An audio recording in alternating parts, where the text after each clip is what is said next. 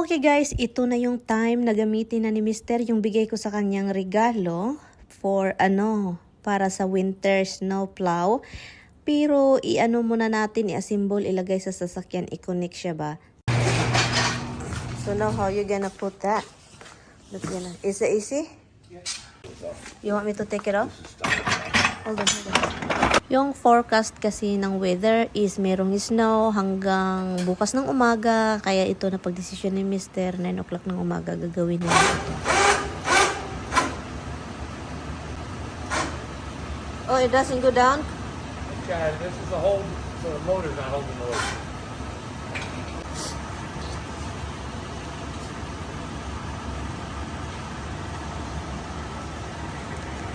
weight. That's silvery looking. And it's already down. Huh? Ooh. Ooh. Oh, here, scraping off. It's cleaning some part of it. I don't know.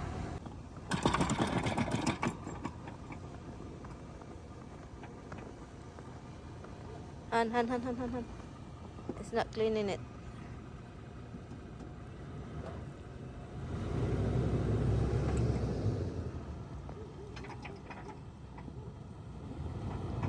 That's it.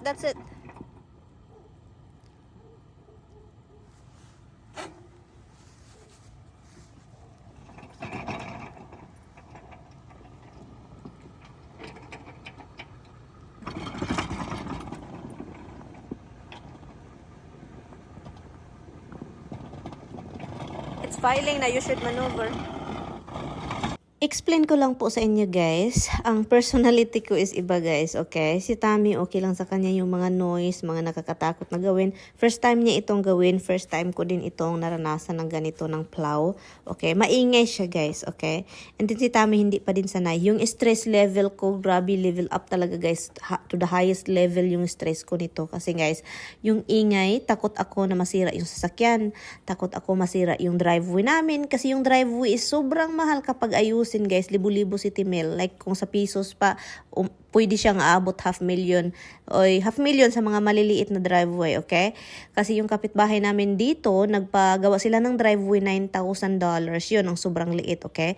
Sobrang liit. Ang sa amin naman, sobrang haba ng driveway namin. Kaya, yun yung pinakatakot ko. Yung stress ko, sobrang sobra. So, kaya yun. Binantayan ko lang si Mister kasi first time niya at saka, parang may mag-ano sa kanya kung nag-back up na ba siya sa kung hindi niya matamaan yung mga snow marker. But anyway, so yun. Maganda naman siya guys, kaso lang ang ingay niya, sobrang ingay talaga. So, okay naman yung resulta, madali lang siya, hindi si Tammy napapagod, hindi ako napapagod sa sa kakalinis dahil nito. Pero yung ingay niya is grabe sa tainga, ang sakit talaga. Yung mga kapitbahay, akala na nila nag-aaway na kami dito kasi sabi ko, no, back up, go, oh, stop, like that.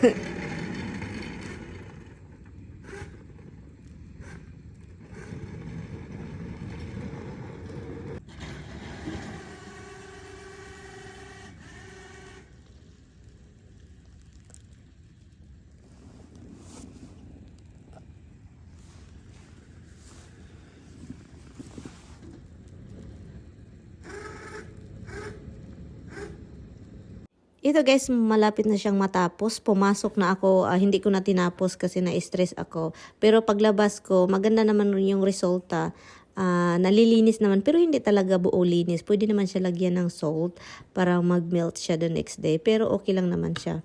Which is, hindi na si Tammy napapagod, hindi na ako napapagod. And finally, yun, nagamit na yung regalo ko sa kanya kahit nakaka-stress. Salamat po guys, ganito. Ito po yung buhay sa Amerika, lalo kapag nakatira ka sa state na ma-snow. Kapagod maglinis. Guys, ito yung asawa ko. Han, do you want something? Quiet. Do you want egg and cheese? Quiet. That means yes. Yung asawa ko, I know him, Han. I know you, Han. If he is quiet, that means yes. Because if he, I don't know what I feel like yet. Do you want what kind of cheese do you like here? This one, oh, this one? Joe's the oldest cheese around. Older cheese, older cheese. This one is older. What is that? I can cut it. Hey, get off of there, you clown. This is not for you, it's an egg. Alam nyo guys, mahirap mag-English. You know, English is actually, it's my third language, you know. It's not second, third. Because my dialect is Bisaya, and then we still have a Tagalog international language. So yun, nahirapan ako sa kalisod in town. Ayaw jud ko ninyo glabda. Ayaw jud ko ninyo glabda sa akong English. Wag jud ko nang hilabutan ng inyong English diya. Ang ano kung hilabtan niyo akong English. Right, Han? It's not easy.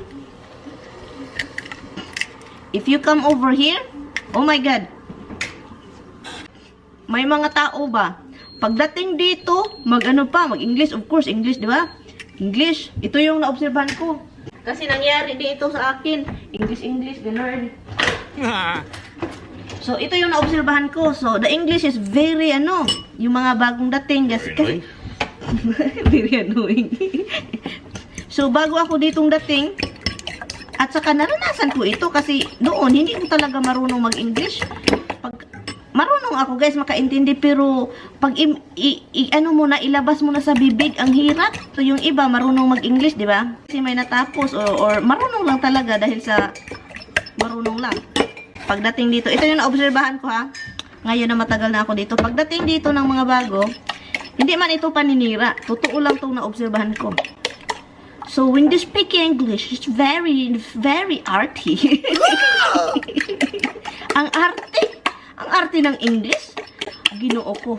Itong mga American, hindi man sila ganun magsalita. Sobrang arte. Pwede naman pronunciation ng mga ganun ba? Hey Joe. Hindi naman masama. Hindi naman masama. Yung parang ang pronunciation ba, nasubrahan. Nasubrahan sa kaarte, ginoo ko. Hindi naman masama mag-arte-arte. Yung iba kasi gusto nila yung akala nila na kanang ganyan magsalita yung mga American, hindi naman. Hindi man sila maarte magsalita. Yung parang natural lang natural lang yung nila. Pagsasalita ng English, pero yung ibang Pinoy, iba, hindi lahat. Pagdating dito, ang pronunciation, grabe, ang arte, yung parang ang TH na overpronounce na nasobrahan. Ako noon, pagdating ko dito, dahil takot akong magsalita, hindi ako magsalita, guys. Kung magsalita man ako, parang iniisip ko muna yung mga sasabihin ko. And then paminsan, sobrang takot ko mag-English. Sobrang takot. Takot talaga ako mag-English. Paminsan, yung pronunciation, hindi na dahil sa sobrang sa sobrang takot ko. Hindi ko na ma-pronounce ng maayos. Actually, meron akong nakita guys sa sa YouTube. Natawa lang ako. Kasi ganyan, pagdating ko talaga dito, hindi ako makapagsalita ng maayos kasi takot ako. Baka mali itong pagkasabi ko. Baka iba yung alam niyo naman yan. Pero may iba talaga na marunong silang mag-English, talagang alam nilang mag-English. Pero pagdating dito, na sobra yung nasubrahan ba? Sobrahan. Yun lang yung naditikan ko, guys. Hi, guys. Si Roxy, guys, natakot. Yung bahay namin suddenly, poop! Yung alarm namin. Hoy, Dimples! Nilinis ko yan dyan, day. Nilinis ko yan, day. Alis dyan, alis. Not allowed. You're not allowed here. My goodness. Inangkin na lahat, guys. Inangkin. Ganito yan sila guys, mag-angkin-angkin. Angkinin lahat. Ito, ginoo ko. Palagi na lang ako dito maglilinis ba? Alam niyo bakit guys? Itong couch is may mga couch talaga na hindi sila pwede. Like ito siya, hindi sila pwede dito. Okay? You're living. My ring off. My vest, my watch. Your vest? You wanna wear your vest instead of the raincoat? Yep. I'm sorry, love. It's my fault, na? It is my fault, really. Bye, little man. I know, I'm leaving, I'm not handing you something. Mama just gave you toothpaste. Really? Get over yourself. Someone should be giving you dry. She was a bee. She was a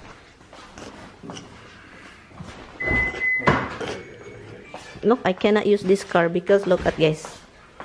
Brrrr. You have to learn how to drive with a plow. Han, seriously? Ay, ay, ay.